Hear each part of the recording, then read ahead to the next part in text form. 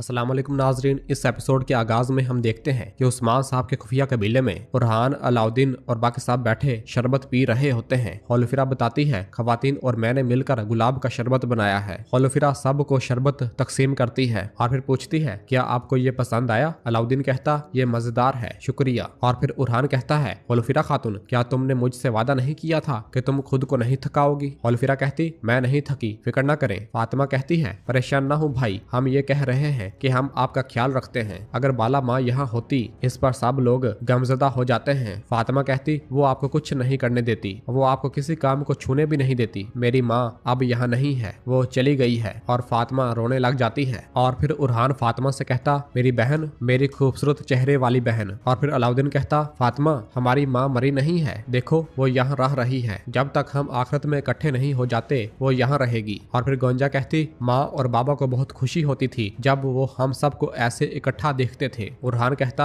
हाँ ऐसा ही है, हम हमेशा इसी तरह साथ रहेंगे। हम अपने बाबा के शाना बशाना अपने मकसद के लिए लड़ते रहेंगे। अलाउद्दीन कहता हाँ बिल्कुल ठीक कहा, हमें बुरहान साहब से कोई खबर नहीं मिली है, कबीले में कोई नहीं आया। उरहान कहता बाबा का कोई मंसूबा जरूर होगा अलाउद्दीन, अगर हमारा जानना जरूरी होता तो वह हमें बता देते, हम अपना वजीफा बाखूबी निभाया है अल्हम्दुलिल्लाह। सुबह तक अगर कोई खबर ना मिली तो हम उनके पीछे चलेंगे भाई। अलाउद्दीन कहता ठीक है भाई।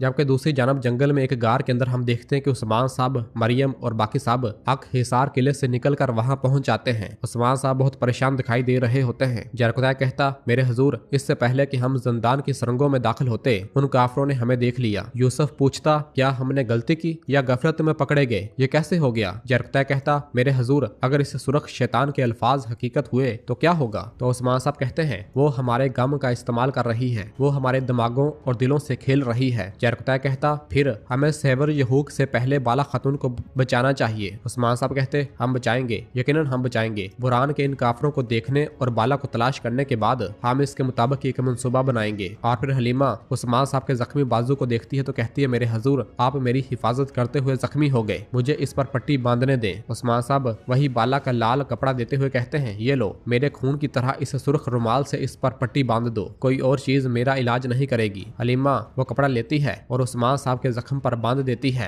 और फिर जरकुता कहता मेरे हुजूर, हमें जख्म को दागना चाहिए। उधर अक हिसार किले में ओलुगान सोफिया से कहता तुम्हारी बड़ी चालों का क्या हुआ सोफिया, उस्मान हमारे चुंगल में था लेकिन तुम्हारे नादान सिपाहियों ने उसे भागने दिया। सोफिया कहती ये उसका आखिरी फरार था, फिर वो कभी फरार नहीं हो पाएगा। तो ओलुगान कहता है बाला, वो हलीमा नामी किसी लड़की के बारे में बात कर रही थी, वो कौन है। तो सोफिया कहती है मैंने बेवकूफ बाला से कहा कि उसकी मुर्दा बेटी जिंदा है, अब वो हकीकत में मरने से पहले 1000 बार मरेगी, वो यकीन कर बैठी है। तो ओलुगान कहता है तुम उनके साथ खेल खेल रही हो सुरख खातून, लेकिन अब उस्मान एक बड़े खेल के साथ यहाँ आएगा, वो यकीनी तौर पर दोबारा अंदर दाखिल होने की कोशिश करेगा। सोफिया कहती लेकिन वो ऐसा कभी नहीं कर सकेगा। और फिर इसके बाद सोफिया शरबत गिलास में डालते हुए कहती है मैं बाला को एक खुफिया मकाम गिरजा घर में ले जाऊंगी, उस्मान भी नहीं जानता कि ऐसी कोई जगह मौजूद है। और वो शरबत पीने लगती है तो ओलुगान अपना खंजर उसके हाथ पर रख देता है और कहता है मैं एक गलती भी बर्दाश्त नहीं करूंगा सुरख खातून, मैं चाहता हूँ उस्मान जल्द अज जल्द मर जाए। और ये कहते साथ ही ओलुगान वहाँ से रवाना हो जाता है। तो पीछे से सोफिया कहती उस्मान और बाला दर्द से तड़प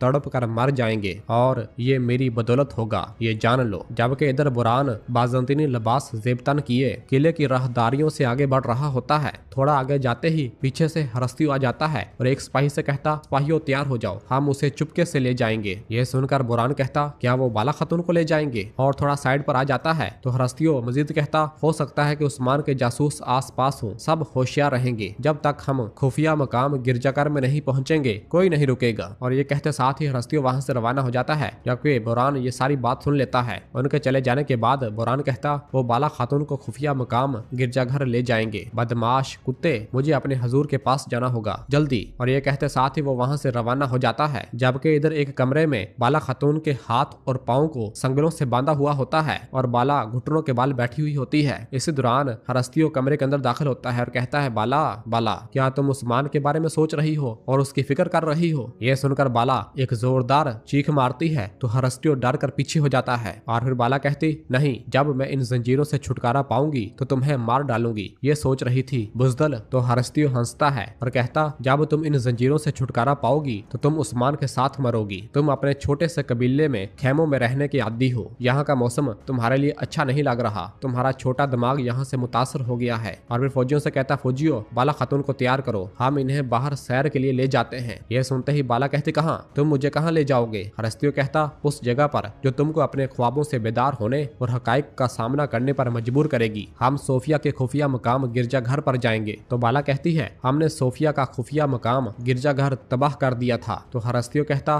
मोहतरमा, सोफिया को कम मत समझो बाला, हम उनके खुफिया मकाम गिरजाघर में जा रहे हैं। उस जगह के बारे में कोई नहीं जानता। तो बाला कहती, अच्छा, हम उस जगह को भी तबाह कर देंगे। और फिर इसके बाद बाज़ंतीनी सिपाही बाला को खोलने लग जाते हैं।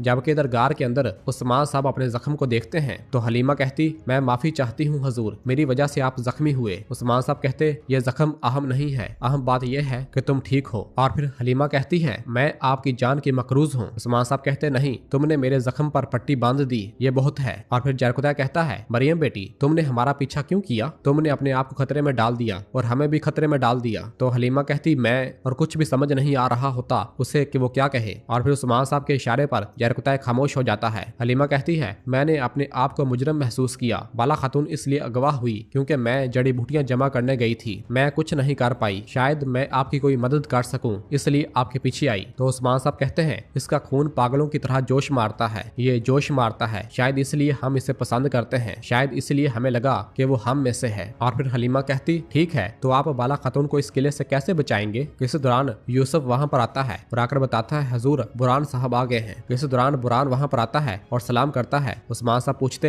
उन्होंने बाला को कहाँ रखा है, क्या कोई खबर है? तो बुरान कहता है, बाला खातून किले में नहीं है हजूर, वो इन्हें खुफिया मकाम गिरजाघर ले गए हैं। मैंने सोचा कि मैं उनका पीछा करूं, लेकिन जब मैं किले से निकला तो वो पहले ही जा चुके थे। तो जरकुता कहता, इसका मतलब है कि खौफ किले की दीवारों को अबूर कर चुका है। उस्मान साहब बुरान से और पूछते, और कुछ बताओ। तो बुरान कहता है, हजूर, बाला खातून को जिस खुफिया मकाम गिरजाघर ले गए हैं, आज रात वहीं गुजारेंगे, फिर वो उस जगह पर जाएंगे जहाँ आपको ओलुगान ने बुलाया है। सोफिया सांप अपने कुत्तों के साथ कैद खाने में रहेगी और खुफिया मकाम गिरजाघर में यही सूरत हाल है हजूर। ये सुनकर उस्मान साहब यूसुफ से कहते हैं, यूसुफ, बुरहान और अलाउद्दीन के पास जाओ, उन्होंने अब तक कबीले के कैद सिपाहियों को बचा लिया होगा। क्योंकि हम जंग में जा रहे हैं तो फिर हमें बहादुरों की जरूरत है, हमें मर्दों की जरूरत है। यूसुफ कहता, जो हुक्म हजूर। और फिर उस्मान साहब कहते, खबरदार, शहजादों को मत बताना कि बाला खातून जिंदा है, मैं खुद इनको सब कुछ बताऊंगा। तो यूसुफ कहता, जो हुक्म, और वहां से रवाना हो जाता है।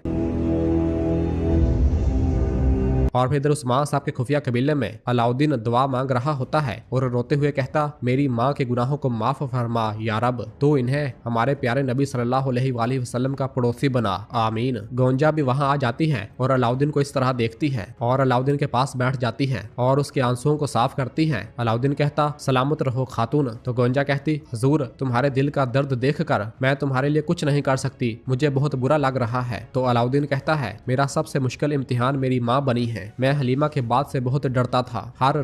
मैं हर रात उस डर से सोता था कि कहीं मेरी माँ सुबह ना उठे। और फिर गोंजा कहती, इम्तिहान इंसान को इन लोगों से आजमाया जाता है जिनसे वो सबसे ज्यादा प्यार करता है और सबसे ज्यादा जिसकी वो ख्वाहिश करता है। अलाउद्दीन कहता, ऐसा ही है, हम मिलकर इस दर्द का सामना करेंगे मेरी गुल। तो गोंजा हाँ में इशारा करती है। और फिर अलाउद्दीन कहता, जब वक्त आएगा हम माँ से मिलेंगे और मेरी बहन से और हमारी बेटी से मिलेंगे। तो गोंजा हंसते हुए कहती, हम मिलेंगे। और फिर अलाउद्दीन गोंजा को सीने से लगा लेता है। और फिर इसके बाद अलाउद्दीन गोंजा के साथ एक बैग को देखता है तो पूछता, ये क्या है गोंजा? तो गोंजा कहती है, ये मरियम का है, मैं फातिमा को देने वाली थी लेकिन वो मुझे नजर नहीं आई, अब यहाँ रहने दो, जब मैं उसे देखूंगी तो दे दूंगी। अलाउद्दीन पूछता, मरियम अभी तक वापस नहीं आई है ना? गोंजा कहती, मैंने सिपाहियों को खबर भेजी है अलाउद्दीन, लेकिन उसे किसी ने नहीं देखा। और फिर इसके बाद गोंजा जैसे ही उस बैग को उठाती है तो उसमें से वही दवा वाली शीशी जमीन पर जा गिरती है।